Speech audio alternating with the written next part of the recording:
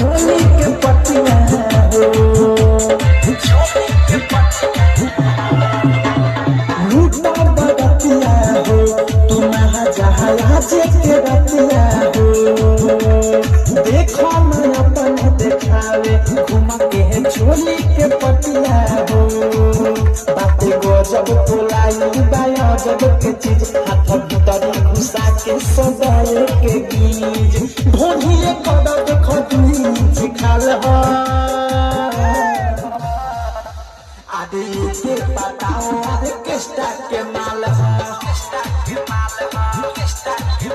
आदि के बताओ आदि किस्ता के माल हो किस्ता के माल हो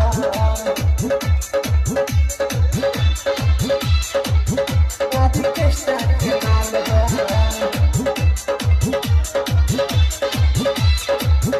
आदि किस्ता के माल हो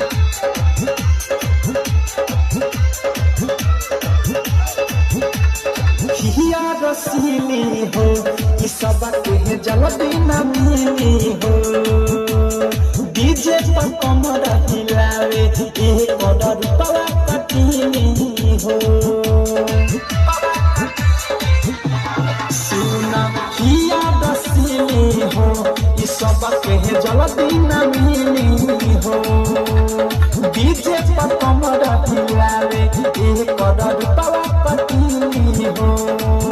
कके चुमा चाटी है कंची खसावा भूल जाइबा पुरन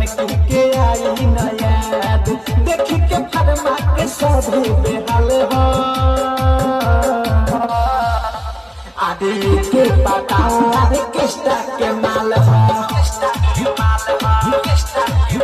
आदि के बताओ आदि किस्ता के माल हो आदि किस्ता के माल हो आदि किस्ता के माल हो आदि किस्ता के माल हो राधिका दबी की विशाल नहीं मिली दोबारा हो अवध सपने सुना पवन हो लागी न भारा हो राधिका दबी की विशाल नहीं मिली दोबारा हो अवध सपने सुना पवन हो लागी न भारा देखो अनुगा के बीकी लगावा तालो आगे पीछे ले जाके पड़नो छो ओइ सटा देश के लागे तीरे ताल हो आदि के बताओ आदि किस्ता के माल हो आदि के बताओ आदि किस्ता के माल हो हिल बंगाल से बाहर के चाल हो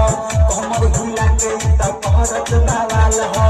देखो एक गोरे गोरे गाल हो आदि के बताओ आदि